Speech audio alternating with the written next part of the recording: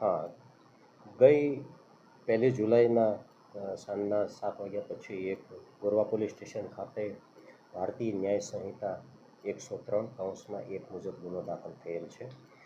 સમગ્ર બનાવ જોતા મધુનગર બ્રિજ પાસે રહેતા ઇસરાઇલ અશરફ પઠાણના દીકરી નાસિર બાનુના મેરેજ મોઇન ખાન ભુરે ખાન પઠાણ સાથે કરેલા હતા.